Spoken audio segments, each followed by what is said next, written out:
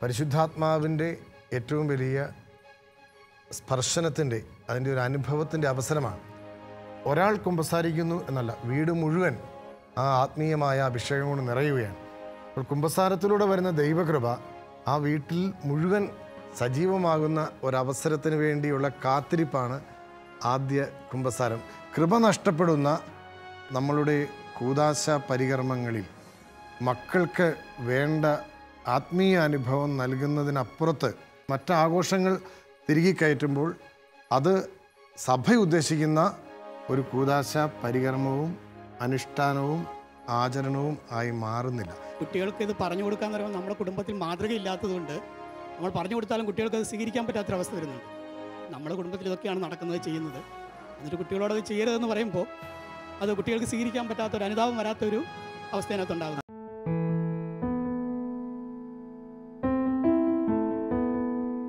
എങ്ങനെയാണ് മരിയ ഭക്തിയിൽ വളർത്താനായിട്ട് ജസ്റ്റിക്ക് സാധിച്ചത്? എൻ്റെ മാതാപിതാക്കളെ സന്ധ്യ ആയാൽ വീട്ടിൽ കൊന്തയെല്ലി പ്രാർത്ഥിക്കണമെന്ന് നിർബന്ധമാണ്.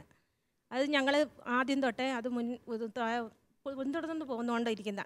ഞാൻ ഇവിടെ കെട്ടിക്കൊണ്ട് വന്ന് ആ സമയത്തും ഞങ്ങൾ കൊന്തയെല്ലി പ്രാർത്ഥിക്കുമായിരുന്നു.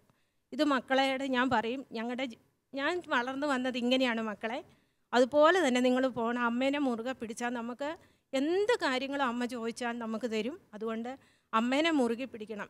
പരീക്ഷയ്ക്ക് പോകുന്ന സമയത്താണേലും മോള് BSc നഴ്സിംഗ് ഫസ്റ്റ് ക്ലാസ്സോടെ പാസ്സായി. ഇപ്പോൾ റിസൾട്ട് വന്നു.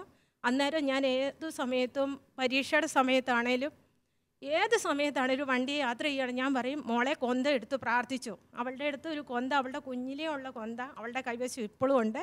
അതുപോലെ ഏത് വഴിക്ക് പോയാലും, ഇപ്പം ഒരു കണ്ണൂരാണ് പഠിച്ചത്, അവിടുന്ന് നാദാപുരത്ത് വന്നപ്പോൾ ഭയങ്കര ഒരു വിഷയം, വണ്ടിയൊന്നും പോകുന്നില്ല. ഒരു ജീപ്പേൽ ആ ബസ്സുകാർ കയറ്റി വിട്ടു. എന്നെ ഇങ്ങോട്ട് വിളിച്ചു പറഞ്ഞു, അമ്മേ ഞാൻ വഴിക്ക് കുടുങ്ങിപ്പോയി. ഞാൻ പറഞ്ഞു മോളെ നീ കൊന്തയെല്ലിക്ക്, അമ്മ ഇവിടെ ഇരുന്ന് കൊന്തയെല്ലു എന്ന് പറഞ്ഞു. അങ്ങനെ ഇരുന്ന സമയത്ത് ജീപ്പ വന്ന് വഴിക്കെല്ലാം ബ്ലോക്ക് ആവുകയാണ്. സമയം ഒരു 7:30-8 മണിയോടടുത്തു. അത് കഴിഞ്ഞ് അവളുടെ അച്ചാച്ചൻ കുറ്റിയാടി ചെന്ന് നിൽപ്പുണ്ട്. പിന്നെ മോള് വരുന്നത് നോക്കി നിൽപ്പുണ്ട്. അങ്ങനെ ഞാൻ പറഞ്ഞു മോളെ നീ ധൈര്യമായി പോകുന്നു, അമ്മ കൊന്തയെല്ലുന്നുണ്ട്, നീയും കൊന്തയെല്ലിക്കോ, ഒരു കുഴപ്പമില്ലാതെ നീ എത്തുമെന്ന്.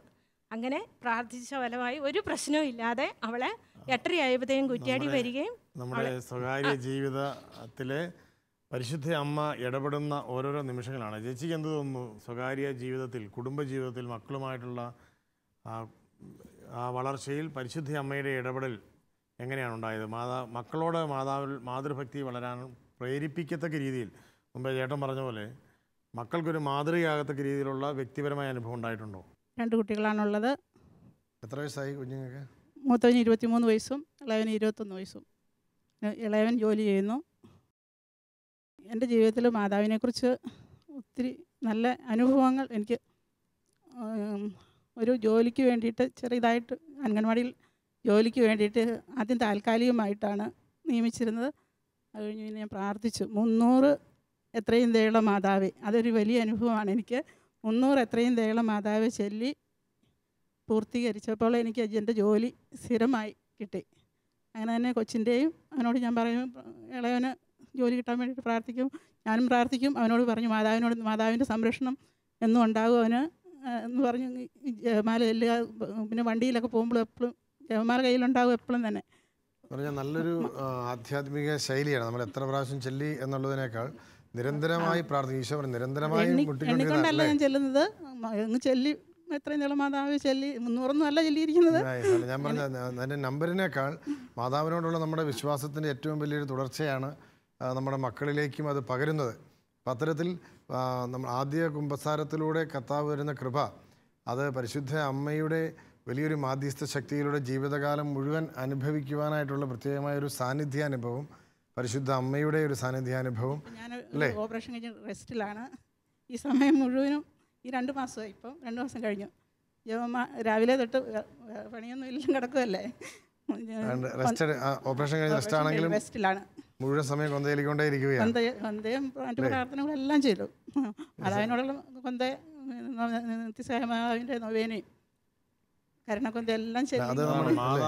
മാതാവ് പിന്നെ നമ്മുടെ കുടുംബത്തിൻ്റെ ഒരു ഭാഗമായി, നമ്മുടെ ഒരു കുടുംബാംഗമായി അനുഭവിക്കാൻ കഴിയുന്ന കത്തോലിക്ക ക്രൈസ്തവ കുടുംബങ്ങൾ, ഈശോയിൽ വിശ്വസിക്കുന്ന കുടുംബങ്ങളെല്ലാം, ക്രിസ്ത്യാനികളുടെ എല്ലാ കുടുംബങ്ങളിലും പരിശുദ്ധ അമ്മ ഒരു കുടുംബാംഗമാണ്. ചേച്ചിയുടെ അനുഭവം എന്താണ് പരിശുദ്ധ അമ്മയുമായിട്ടുള്ള വിശ്വാസ ജീവിതവുമായിട്ട് ബന്ധപ്പെട്ട്? എൻ്റെ പേര് ജെസ്സി, ചക്കിട്ടവാറ ഇടവക. പിന്നെ എന്ത് കാര്യത്തിനാണേലും മാതാവിനോട് പ്രാർത്ഥിച്ചതിന് ശേഷം മാത്രമേ ചെയ്യാറുള്ളൂ. പിള്ളേർ പുറത്ത് പോവുകയാണെങ്കിൽ, സ്കൂളിൽ പോവുകയാണെങ്കിലും മാതാവിൻ്റെ മുന്നിൽ തിരി കത്തിച്ച് വെച്ച് പ്രാർത്ഥിക്കും. പിന്നെ ഞാൻ കെട്ടി വന്ന സ്ഥലത്ത് ചാച്ചൻ മാത്രമേ ഉണ്ടായിരുന്നുള്ളൂ. ചാച്ചനാണ് ഞങ്ങൾക്ക് ഏറ്റവും വലിയ വഴികാട്ടി. ഒരു 6 മണിയാകുമ്പോഴത്തേന് ചാച്ചൻ ഒരുങ്ങിയിരിക്കും. എന്നിട്ട് 6:30 ആകുമ്പോഴത്തേനും പെണ്ണെ എന്നൊരു വിളിച്ചാൽ മതി, ഞാനും ചേട്ടായും കൊന്തയ്ക്കിരിക്കും. ഇപ്പം ചാച്ചൻ മരിച്ചിട്ട് 10 വർഷമായി. ഇപ്പോഴും ചേട്ടായി ആദ്യം മുന്നിലിറങ്ങി 6:30 അല്ലെങ്കിൽ 7 മണി, 7 മണിക്ക് അപ്പുറത്തേക്ക് പോവുകയില്ല. പിള്ളേരെ വിളിച്ചിരുത്തി കൊന്ത ചൊല്ലിയിട്ട് പിള്ളേർ പഠിക്കാനാണെങ്കിലും എന്ത് കാര്യത്തിനും പോവുള്ളൂ. കൊന്ത ചെല്ലേണ്ടത് കൊണ്ട് അങ്ങാടിയിൽ നിന്നാണെങ്കിലും നേരത്തെ വരും. അങ്ങനെ പള്ളിയിൽ പോകാനാണെങ്കിലും എന്ത് കാര്യത്തിനും എൻ്റെ ചേട്ടായിയാണ് ഏറ്റവും മുന്നിൽ എനിക്കൊപ്പം നിൽക്കുന്നതും മക്കളോടൊത്ത് നിൽക്കുന്നതും. അതുകൊണ്ട് ഒരു ആൺകൊച്ചും ഒരു പെൺകൊച്ചും. മോള് +2, ഇളവൻ 6-ലും. അവർക്ക് പരിശുദ്ധ അമ്മയോടുള്ള ഭക്തിയിൽ അവരുടെ ജീവിതത്തെ ചേർത്ത് വയ്ക്കാൻ പറ്റുന്നുണ്ട്. ഒരു വീട്ടിലെ ഏറ്റവും പ്രധാനപ്പെട്ട ഒരു കർമ്മമാണ് കുടുംബ പ്രാർത്ഥന എന്ന് വീട്ടിലുള്ള എല്ലാവരും അംഗീകരിക്കുന്ന സമയത്ത് മാത്രമേ ഈ ഒരു വിശ്വാസം അവിടെ നിലനിൽക്കുകയുള്ളൂ. അമ്മച്ചിയുടെ വ്യക്തിപരമായ അനുഭവത്തിൽ പരിശുദ്ധ അമ്മയുമായിട്ടുള്ള ഹൃദയബന്ധം ഏത് രീതിയിലാണ് ജീവിതത്തെ ക്രമപ്പെടുത്തിയിരിക്കുന്നത്? പരിശുദ്ധ അമ്മയുമായിട്ടുള്ള ബന്ധം അച്ഛാ, ഞങ്ങളുടെ വീട്ടിൽ, എൻ്റെ സ്വന്തം വീട്ടിൽ, ഞങ്ങൾ കുട്ടനാട്ടിൽ നിന്ന് കുടിയേറി പാർത്തവരാണ്. കണ്ണൂർ ജില്ലയിലെ അടയ്ക്കാത്തോട് എന്ന് പറയുന്ന സ്ഥലത്ത് മാതാപിതാക്കൾക്ക് ആകെ കൈമുതലായിരുന്നത് വിശ്വാസം മാത്രമാണ്, ദൈവാശ്രയ ബോധം. എൻ്റെ അച്ചായൻ പ്രത്യേകിച്ച് കൊന്തയുടെ 5ാമത്തെ രഹസ്യവും ലുത്തിനിയയുടെ സമയത്തും മുട്ടയിൽ നിന്ന് കൈ വിരിച്ചു പിടിച്ച് പ്രാർത്ഥിക്കുമായിരുന്നു. അത് കണ്ട് വളർന്നത് കൊണ്ട് തന്നെ മാതാവിനോട് പ്രത്യേക ഭക്തി ഉണ്ടായിരുന്നു. മെയ് മാസം മാതാവിൻ്റെ വണക്കമാസം വായിക്കുക, ആ പതിവൊക്കെ വീട്ടിലുണ്ടായിരുന്നു. എന്നെ സംബന്ധിച്ചിടത്തോളം എൻ്റെ കുഞ്ഞുങ്ങളെയും ഞാൻ വിശ്വാസത്തിൽ തന്നെയാണ് വളർത്തിയത്. നേരത്തെ ആരോ പറഞ്ഞതുപോലെ, ജെസ്സി പറഞ്ഞതുപോലെ, 2ാം ക്ലാസ്സിൽ പഠിക്കുമ്പോൾ എൻ്റെ മകനാണ് ഇളയത്, മൂത്തത് 2 പെൺകുട്ടികളാണ്. അവന് ഈ ഇടിമിന്നൽ ഭയങ്കര പേടിയായിരുന്നു. ഇടി വരുമ്പോൾ എവിടെയെങ്കിലും പെരയ്ക്കകത്തോട്ട് ഓടി കയറും, ഭയങ്കര പേടിയാണ്. അപ്പോൾ ഞാൻ അവനോട് ഒരിക്കൽ പറഞ്ഞു, കൊന്ത എടുത്ത് കഴുത്തിട്ടാൽ മതി, മാതാവ് കാത്തോളും. അത് കഴിഞ്ഞ് പിന്നെ എപ്പോൾ ഇടി വന്നാലും ഇവൻ ഓടിച്ചെന്ന് കൊന്ത എടുത്ത് കഴുത്തിലിടും. അപ്പോൾ മൂത്ത ചേച്ചിമാർ 2ഉം ഇങ്ങനെ ഹോസ്റ്റലിലൊക്കെ നിന്ന് പഠിക്കുന്ന കാലമാണ്. അവർ ഈ ഏപ്രിൽ മെയ് മാസത്തിൽ അവധിക്ക് വരുമ്പോൾ അവർ നോക്കുമ്പോൾ ഇവൻ ഇടി വരുമ്പം കൊന്ത എടുക്കാൻ ഓടിയിട്ട്, ഇതന്നെ ഇവൻ കൊന്ത എടുക്കാൻ ഓടുന്നതെന്ന് പറഞ്ഞു. അപ്പോൾ ഇവർ കളിയാക്കി. അപ്പോൾ ഞാൻ പറഞ്ഞ, അവന് മാതാവ് അവനെ കാത്തോളും, ഇടി വരുമ്പം മാതാവിനെ ആശ്രയിക്കാൻ വേണ്ടി അവൻ കൊന്തയെടുക്കുമെന്ന് പറഞ്ഞു. അപ്പോൾ ചെറുപ്പത്തിൽ അത്രയും നല്ല ഭക്തിയായിരുന്നു. കുറച്ച് പ്രായമായപ്പോൾ കൊന്തയിടുന്ന ശീലമൊക്കെ മാറി. എങ്കിലും ഇന്നും ജപമാല ചെല്ലാൻ നേരത്ത് വീട്ടിൽ സമയത്തെത്തുകയും ഞാനാണെങ്കിൽ മുഴുവൻ സമയവും ജപമാല ചെല്ലാൻ ജപമാലയുടെ സമയത്ത് മുഴുവൻ സമയം മുട്ട നിൽക്കാൻ തുടങ്ങിയത് എൻ്റെ മൂത്ത 2 പെൺകുഞ്ഞുങ്ങളും SLC കഴിഞ്ഞ് പഠിക്കാൻ പോയ സമയത്താണ്. അവരെ സംബന്ധിച്ചിടത്തോളം ഞാൻ മാതാവിൻ്റെ ഒരു രൂപം, ഇന്ന് എനിക്ക് വലിയൊരു സ്റ്റാച്യു ഉണ്ട്. ഞാൻ സ്കൂളിൽ നിന്ന് റിട്ടയർ ചെയ്തപ്പോൾ എന്താണ് വേണ്ടതെന്ന് ചോദിച്ചപ്പോൾ മാതാവിൻ്റെ രൂപം വാങ്ങി തരാൻ പറഞ്ഞ് 3 അടിയോളം വലിപ്പമുള്ള ഒരു രൂപമുണ്ട് എൻ്റെ വീട്ടിൽ. അന്ന് ഞങ്ങൾക്ക് വെറുതെ ഭിത്തിയിൽ തൂക്കിയിരിക്കുന്ന ഒരു കലണ്ടർ രൂപം മാത്രമേ ഉണ്ടായിരുന്നുള്ളൂ. ആ രൂപത്തിൻ്റെ കണ്ണിലേക്ക് നോക്കി നിശബ്ദമായിട്ട് കൊന്തയുടെ സമയത്ത് ഒരേ ഒരു കാര്യമാണ് പറഞ്ഞിരുന്നത്, എൻ്റെ അമ്മേ, എൻ്റെ കുഞ്ഞുങ്ങൾ എവിടെ ചെന്നാലും ആത്മശരീര വിശുദ്ധിയിൽ അവരെ കാത്തുകൊള്ളണമെന്ന്. അമ്മ അത് അക്ഷരാർത്ഥത്തിൽ ഏറ്റെടുക്കുകയും വിശുദ്ധിയിൽ 3 മക്കളെയും കാത്തു സൂക്ഷിക്കുകയും ചെയ്തു. ഇളയ മകനിപ്പം 30 വയസ്സായി, കല്യാണം കഴിഞ്ഞു. മൂത്ത മകള് പ്രീ ഡിഗ്രിക്കാണ് പഠിച്ചത്. പ്രീ ഡിഗ്രിക്ക് എടത്വ സെൻറ്റ് അലോഷ്യസ് കോളേജ് പഠിക്കുമ്പോൾ അന്ന് മുതൽ ഞാനിങ്ങനെ മാതാവിനോട് പ്രത്യേകമായിട്ട് വിശുദ്ധിക്ക് വേണ്ടി പ്രാർത്ഥിച്ചതിൻ്റെ ഫലമായിട്ട് ചെറുപ്പത്തിൽ ഇല്ലാതിരുന്ന ഒരാഗ്രഹം, ഡിഗ്രി അസംഷൻ കോളേജ് ചങ്ങനാശ്ശേരിയിൽ പഠിച്ച് 2ാമത്തെ വർഷമായപ്പം കൂടെ ഉണ്ടായിരുന്ന പഠിക്കാൻ വന്ന സിസ്റ്റർമാർ ഉടുപ്പിട്ടവരുണ്ടായിരുന്നു. അവരുമായിട്ട് വലിയ കൂട്ടുകൂടി. സെക്കൻഡ് ഇയർ ആയപ്പോഴത്തേക്ക് പറഞ്ഞു ഞാൻ മടത്തി പോവുകയാണെന്ന്. അപ്പോൾ അന്ന് ഫോണൊന്നുമില്ല, കത്ത് അയക്കുന്നതാണ്. അപ്പോൾ കത്തിനകത്ത് പപ്പ എഴുതി, ഇപ്പോൾ പഠിക്കുന്ന കാര്യത്തിൽ ശ്രദ്ധിക്കുക, മടത്തി പോകുന്ന കാര്യമൊക്കെ പിന്നെ ആലോചിക്കാമെന്ന് പറഞ്ഞു. 3rd ഇയർ ആയപ്പോഴത്തേക്ക് അവൾ തീരുമാനിച്ചു, ഞാൻ മടത്തി ചേരാൻ തീരുമാനിച്ചു. അതും കാഞ്ഞിരപ്പള്ളി രൂപതയിലേ ഉള്ളൂ എന്ന് പറഞ്ഞ് അങ്ങനെ കാഞ്ഞിരപ്പള്ളി രൂപതയിലേക്ക് ഡിഗ്രിയുടെ ഫൈനൽ ഇയറിൻ്റെ പരീക്ഷ കഴിഞ്ഞ് വീട്ടിൽ വന്ന് ഒരാഴ്ച നിന്നുള്ളൂ. അത് കഴിഞ്ഞ് മഠത്തിലേക്ക് പോയി.